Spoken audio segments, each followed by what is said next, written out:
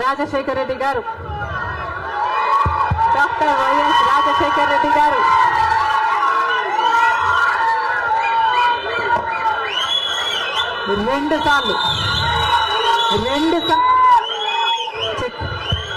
రెండు సార్లు ఇదే పిసిసి పదవిని చేపట్టారు. మళ్ళీ 2 సార్లు రాజశేఖర రెడ్డి గారు ముఖ్యమంత్రిగా గెలిచారు. అదే పిసిసి పదవిని, అంతటి బాధ్యతని రాజశేఖర రెడ్డి బిడ్డను నమ్మి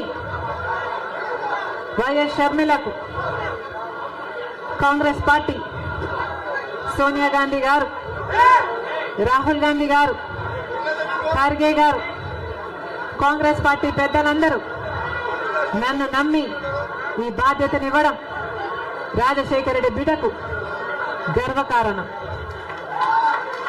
మరొక్కసారి చేతులు జోడించి ఇంత బాధ్యతను, ఇంత నమ్మకాన్ని నా మీద ఉంచినందుకు మరొక్కసారి కృతజ్ఞతలు చెప్పుకుంటుంది రాజశేఖర రెడ్డి బిడ్డ. ఆంధ్ర రాష్ట్రానికి చెందిన ఇంతమంది నాయకులు, ఆంధ్ర రాష్ట్రానికి చెందిన ఇంతమంది కాంగ్రెస్ నాయకులు, కాంగ్రెస్ నమ్మకస్తులు,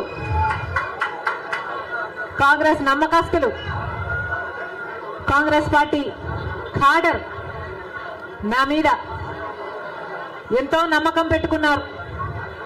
నేను రావాలని కాంగ్రెస్ పార్టీ వాళ్ళందరికీ మరొకసారి రాజశేఖర రెడ్డి బిడ్డ శిరస్సు వంచి చేతులు జోడించి మనస్ఫూర్తిగా నమస్కరించుకుంటోంది.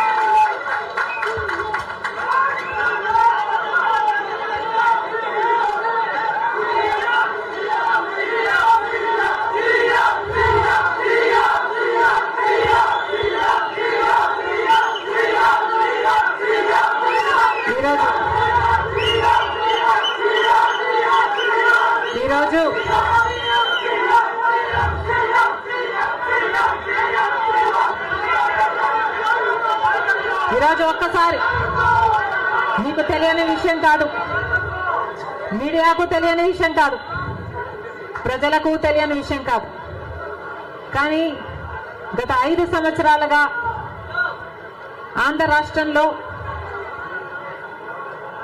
యువజన, శ్రామిక, రైతు కాంగ్రెస్ పార్టీ అధికారంలో ఉంది. అంతకుముందు 5 సంవత్సరాలు తెలుగుదేశం పార్టీ అధికారంలో ఉంది. ఈ 10 సంవత్సరాలుగా రాష్ట్రంలో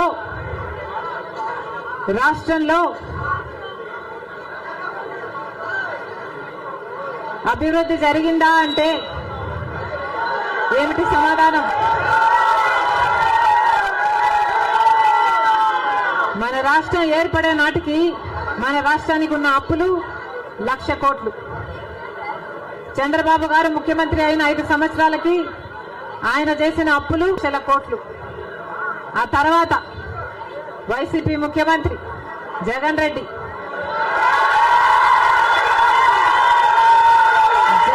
గారు చేసిన అప్పులు 3,00,000 కోట్లకు పైన. మొత్తంగా ఈరోజు అప్పులు 6,500,000 కోట్లు. రాష్ట్రానికి చెందిన అప్పులు, కార్పొరేషన్లకు చెందిన లోన్లు, చెల్లించాల్సినవన్నీ కలుపుకుంటే 10,00,000 కోట్ల అప్పుల భారం ఆంధ్ర రాష్ట్రం మీద ఉంది. మరి ఇంత అప్పులు చేశారే, ఇన్ని డబ్బులు తెచ్చారే, మరి రాష్ట్రంలో ఏదైనా అభివృద్ధి జరిగిందా అని భూతద్దం పెట్టి చూసినా ఎక్కడా కనిపించదు. రాజధాని ఉందా? రాజధాని కట్టగలిగారా? రాజధాని కట్టడానికి డబ్బులు లేవు. కనీసం ఒక మెట్రో అయినా ఉందా? ఆంధ్ర రాష్ట్రంలో ఒక్క మెట్రో అయినా ఉందా? విజయవాడలో కనీసం ఒక్క మెట్రో అయినా ఉందా? ఎక్కడా లేదు, కనిపించదు. 10 సంవత్సరాలలో కనీసం 10 కొత్త పెద్ద పరిశ్రమలైనా వచ్చినాయా? రాలేదు. పరిశ్రమలు వస్తే మన బిడ్డలకు ఉద్యోగాలు వచ్చేవి. వచ్చినాయా మన బిడ్డలకు ఉద్యోగాలు? రాలేదు. కనీసం రోడ్లు వేసుకోవడానికి కూడా డబ్బులు లేవు ఆంధ్ర రాష్ట్రంలో. కనీసం ప్రభుత్వ ఉద్యోగస్తులకు జీతాలైనా సమయానికి ఇస్తున్నారా? దానికైనా డబ్బులున్నాయా? దానికి కూడా డబ్బులు లేవు. దేనికి డబ్బులు లేవు. అభివృద్ధి జరగలేదు. కానీ దళితుల మీద జరిగే దాడులు మాత్రం 100కు 100% పెరిగాయి. ఎక్కడ చూసినా ఇసుక మాఫియా, ఎక్కడ చూసినా లిక్కర్ మాఫియా, ఎక్కడ చూసినా మైనింగ్ మాఫియా, ఎక్కడ చూసినా దోచుకోవడం, దాచుకోవడం. ఇంతకంటే ఏం జరిగింది? 10 సంవత్సరాలు అయింది మన రాష్ట్రం ఏర్పడి. స్పెషల్ స్టేటస్ గురించి, స్పెషల్ స్టేటస్ వస్తే మన రాష్ట్రానికి స్పెషల్ స్టేటస్ వస్తే, ఆంధ్ర రాష్ట్రానికి స్పెషల్ స్టేటస్ వస్తే ట్యాక్స్ రిడక్షన్స్ వస్తాయి, రాయితీలు, ఇన్సెంటివ్స్ వస్తాయి, పరిశ్రమలు వస్తాయి. పరిశ్రమలు వస్తే మన బిడ్డలకు ఉద్యోగాలు వస్తాయి. కానీ 10 సంవత్సరాలైనా స్పెషల్ స్టేటస్ మాత్రం ఆంధ్ర రాష్ట్రానికి రాలేదు. రాలేదు అనడం కంటే పాలకులు తేలేకపోయారు అనడము కరెక్ట్. ఉత్తరాఖండ్ లో స్పెషల్ స్టేటస్ వస్తే 2000 కోట్ల పరిశ్రమల స్థాపన జరిగింది. దాంతో ఉద్యోగ అవకాశాలు 500% పెరిగాయి. హిమాచల్ ప్రదేశ్ లో స్పెషల్ స్టేటస్ వాళ్ళకి ఇస్తే 10,000 పరిశ్రమల స్థాపన జరిగాయి. మరి మనకుందా స్పెషల్ స్టేటస్? ఎందుకు లేదు స్పెషల్ స్టేటస్? ఎందుకంటే పాలకులు స్పెషల్ స్టేటస్ తేవడంలో విఫలమయ్యారు. వాళ్ళకు చేత కాలేదు కాబట్టి. కాంగ్రెస్ పార్టీ ఆ రోజు స్పెషల్ స్టేటస్ 5 సంవత్సరాల కోసం ఇవ్వాలి అంటే బీజేపీ పార్టీ ఏమంది? 10 సంవత్సరాలు ఇవ్వాలి అని ఎలక్షన్లలో ఊదరగొట్టారు. 10 సంవత్సరాలు ఇస్తాము మేము అధికారంలోకి వస్తే అని. ఇక చంద్రబాబు గారు అయితే 15 సంవత్సరాలు మాకు స్పెషల్ స్టేటస్ కావాలి అని కొట్లాడాడు. ఇదే చెప్పాడు, 15 సంవత్సరాలు స్పెషల్ స్టేటస్ కావాలి, అందుకే నేను బీజేపీ పార్టీతో పొత్తు పెట్టుకుంటున్నా అని బీజేపీ పార్టీతో పొత్తు పెట్టుకున్నాడు. వాళ్ళ మంత్రివర్గంలో కేంద్ర మంత్రులు కూడా అయ్యారు టీడీపీ నాయకులు. ముఖ్యమంత్రి అయిన తర్వాత స్పెషల్ స్టేటస్ కోసం చంద్రబాబు గారు ఎప్పుడైనా ఒక్కటైనా నిజమైన ఉద్యమం చేశారా అంటే చేయలేదు. చేయకపోక ఉద్యమం చేసే వాళ్ళ మీద కేసులు పెట్టారు. వాళ్ళను జైల్లో కూడా పెట్టాడు చంద్రబాబు గారు. ఆ సమయంలో ప్రతిపక్ష నాయకుడు జగన్ రెడ్డి గారు ప్రతిపక్ష నాయకుడుగా ఉన్నంత కాలం స్పెషల్ స్టేటస్ మనకు రావాలి అని ప్రతిరోజు కొట్లాడాడు. నిరాహార దీక్షలు కూడా చేశారు. ప్రతిపక్షంలో ఉండగా అవిశ్వాస తీర్మానం, ప్రతిపక్షంలో ఉండగా ఏమా ప్రభుత్వం వాళ్ళు ఎవరైనా ఉన్నారు ఇక్కడ? ప్రతిపక్షంలో ఉండగా జగన్ రెడ్డి గారు చెప్పిన మాట, మేము అవిశ్వాస తీర్మానం ప్రవేశపెడతాము, తెలుగుదేశం పార్టీ ఎంపీలు అందరూ కూడా మద్దతు ఇవ్వండి, మూకుమ్మడి రాజీనామాలు చేస్తే స్పెషల్ స్టేటస్ ఎందుకు రాదో చూస్తారన్నాడు జగన్ రెడ్డి. ఆఖరికి జగన్ రెడ్డి గారు ముఖ్యమంత్రి అయిన తర్వాత ఒక్కటైనా నిజమైన ఉద్యమం చేశాడా స్పెషల్ స్టేటస్ కోసం? స్వలాభం కోసం రాష్ట్ర ప్రయోజనాలను తాకట్టు పెట్టింది వైసీపీ. ఈ రోజు మనకు స్పెషల్ స్టేటస్ లేదు కదా, కనీసం ఒక ప్యాకేజ్ కూడా లేదు.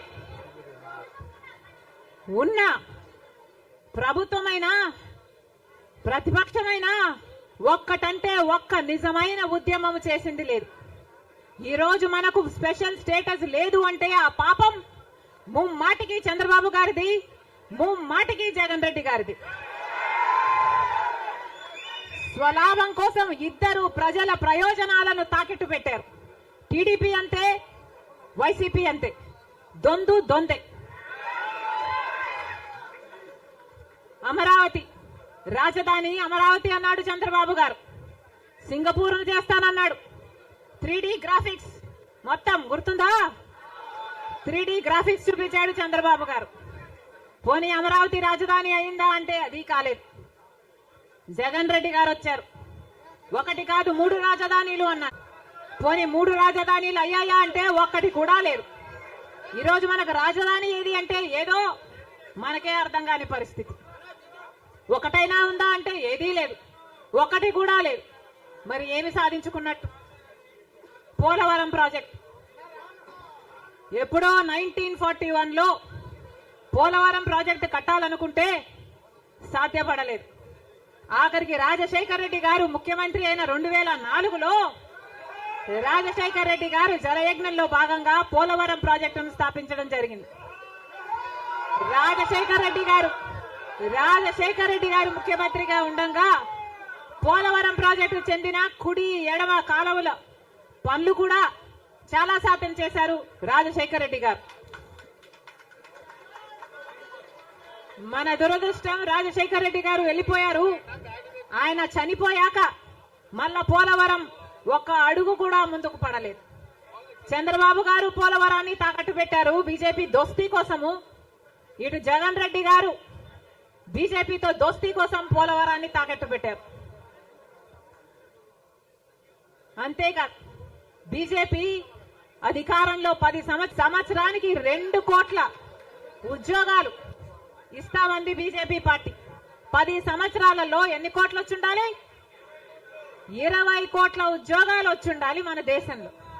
ఆంధ్ర రాష్ట్రానికి కనీసం 1 కోటి ఉద్యోగాలైనా ఇచ్చిందా బీజేపీ పార్టీ? పోనీ 10 లక్షల ఉద్యోగాలైనా ఇచ్చిందా బీజేపీ పార్టీ? కనీసం 1 లక్ష ఉద్యోగాలైనా వచ్చినాయా? లేదు. ఆంధ్ర రాష్ట్రంలో 1 లక్ష అంటే 1 లక్ష ఉద్యోగాలు కూడా ఇవ్వలేదు బీజేపీ పార్టీ. ఉన్నవి కూడా ఊడాయి.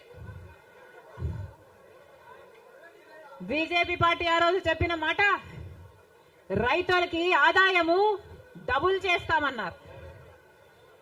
రైతుల ఆదాయం డబుల్ చేయడం ఏమో గాని రైతులకున్న ఖర్చులు 10 ఇంతలు పెరిగాయి. ఈరోజు అప్పు లేని రైతు ఉన్నాడా? అప్పు లేని రైతు ఎవరైనా ఉన్నారా అని ఎవరిని అడిగినా లేదమ్మా అప్పుల పాలైపోయాం. రైతు అన్నవాడు ఆత్మహత్యలు చేసుకున్నా గానీ ఎవ్వడు పట్టించుకునేవాడు లేడు. మరి ఎందుకున్నట్టు బీజేపీ పార్టీ అధికారంలో ఏం చెప్పారు? స్విస్ బ్యాంకులలో విదేశాలలో ఉన్న బ్లాక్ మనీ మొత్తము తీసుకొస్తాము, అన్ని పేదల చేతుల్లో పెడతాము అని చెప్పింది బీజేపీ పార్టీ. పెట్టారా? పేదల చేతుల్లో 1 రూపాయినా పెట్టిందా బీజేపీ పార్టీ? మరి ఎందుకు నమ్మాలి బీజేపీ పార్టీని? టీడీపీ పార్టీకైనా జగన్మోహన్ రెడ్డికైనా ఎందుకు చెయ్యాలి బీజేపీ పార్టీతో దోస్తి? ఎందుకు వాళ్ళ ఎమ్మెల్యేలు ఎంపీలు రాజ్యసభ ఎంపీలతో సహా బీజేపీ పార్టీ తొత్తుల్లాగా ఎందుకు మారారు? టీడీపీ పార్టీ అయినా వైసీపీ పార్టీ అయినా ఇద్దరూ కలుపుకుంటే వాళ్లకు చెందిన ఎంపీలు లోక్సభ ఎంపీలు 25 మంది, ఆంధ్ర రాష్ట్రానికి చెందిన ఎంపీలు 25 మంది, 22 మంది వైసీపీ అయితే 3 తెలుగుదేశం పార్టీ. కానీ మొత్తం 25 మంది ఎంపీలు బీజేపీ పార్టీ చేతుల్లో ఉన్నారు.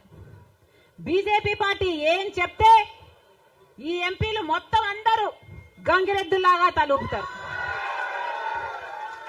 రాజ్యసభకు చెందిన 6 ఎంపీలతో సహా మొత్తం 31 ఎంపీలు ప్రజలు బీజేపీ పార్టీకి ఓటు వేయకపోయినా, తెలుగుదేశం పార్టీకి ఓటు వేసినా, వైసీపీకి ఓటు వేసినా ఉన్నది మాత్రం బీజేపీ పార్టీలో.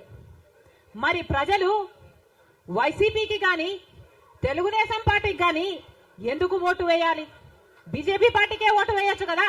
బీజేపీ పార్టీకి అమ్ముడు పోవడానికి వైసీపీ పార్టీ నుంచి ఎందుకు పోటీ నిలబెట్టారు?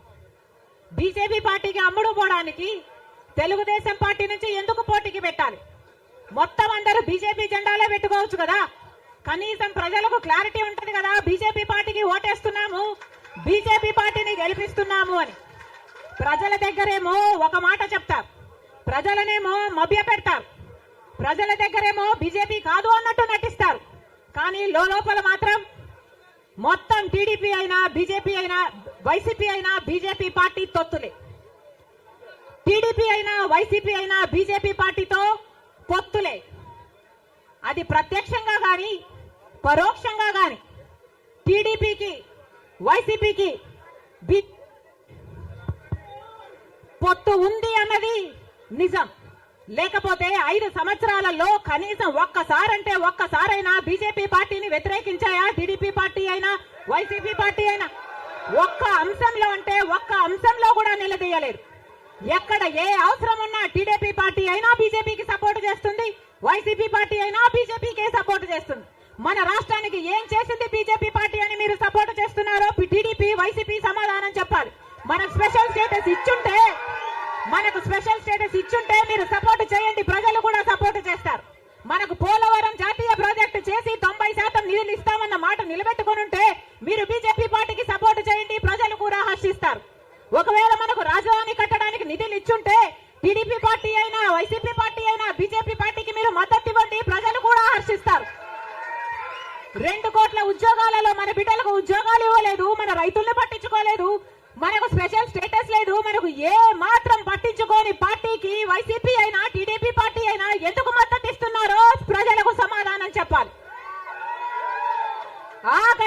ఆఖరికి మణిపూర్ లో ఎంతమంది క్రైస్తవులను 2,000 చర్చిలను ధ్వంసం చేసిన 60,000 క్రైస్తవులని నిర్వాసితులను చేసిన కనీసం అప్పుడు కూడా జగన్ రెడ్డి గారు క్రైస్తవుడు అయ్యుండి కూడా ఒక్కసారి కూడా మణిపూర్ ఘటన మీదే మాట్లాడలేదు. మరి క్రైస్తవులు కడుపు మండిపోదా? క్రైస్తవులకు మనసు లేదా? క్రైస్తవులు మనుషులు కారా? మనుషులు చచ్చిపోతున్నా మీరు పట్టించుకోకుండా బీజేపీకి మద్దతు ఇస్తున్నారంటే మీరు మనుషులు అవునా కాదా? టీడీపీ పార్టీ జగన్ రెడ్డి గారు చంద్రబాబు గారు సమాధానం చెప్పాలి, ప్రజలకు సమాధానం చెప్పాలి. మళ్ళీ చెప్తున్నాం, ఆంధ్ర రాష్ట్రంలో ప్రజల అందరినీ హెచ్చరిస్తున్నాం. బీజేపీ పార్టీకి టీడీపీ పార్టీకి వైసీపీ పార్టీకి పొత్తులు ఉన్నాయి. అవి మన కంటికి కనిపించినా కనిపించకపోయినా పొత్తులు ఉన్నాయి. గత 5 సంవత్సరాలుగా చూశాం. టీడీపీ ఎంపీలైనా వైసీపీ ఎంపీలైనా బీజేపీకే మద్దతు ఇచ్చాయి, ప్రతి అంశంలో వాళ్ళ పక్కన నిలబడ్డారు. ఆఖరికి మణిపూర్ అంశంతో సహా బీజేపీ పార్టీకి తెలుగుదేశం పార్టీ వైసీపీ పార్టీ మద్దతు ఇచ్చిన మాట వాస్తవం. మళ్ళీ ఆంధ్ర రాష్ట్ర ప్రజలు వైసీపీకి ఓటేసినా అది బీజేపీకే పడుతుంది, మళ్ళీ ఆంధ్ర రాష్ట్రంలో టీడీపీకి ఓటేసినా అది మళ్ళీ బీజేపీకే పడుతుంది. వీళ్ళిద్దరూ కలిసి బీజేపీని బలపరుస్తున్నారు తప్ప ఆంధ్ర రాష్ట్ర ప్రజల మేలు కోసం ఆలోచన చేయడం లేదు, ఆంధ్ర రాష్ట్ర ప్రజల ప్రయోజనాల కోసం ఆలోచన చేయడం లేదు. స్వలాభం కోసం ఆంధ్ర రాష్ట్ర ప్రజలను తాకట్టు పెట్టారు అన్నది వాస్తవం.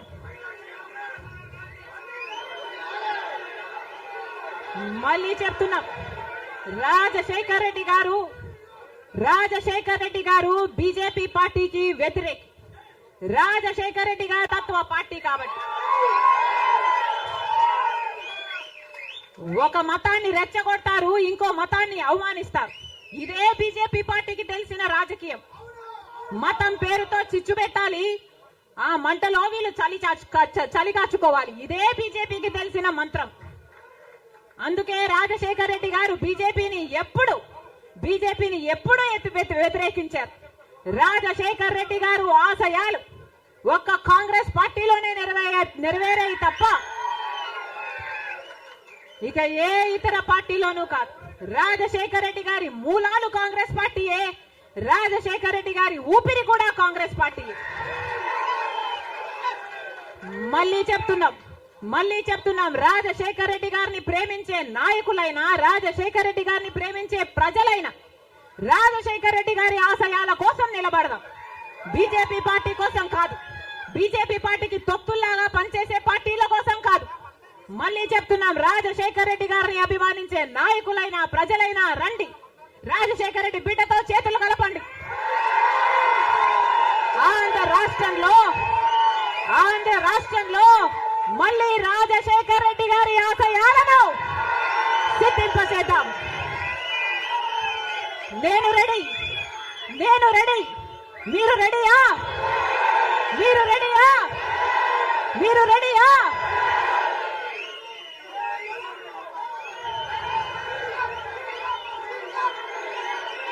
జోహార్ వైఎస్ఆర్. రాహుల్ గాంధీ నాయకత్వం వర్ధిల్లాలి.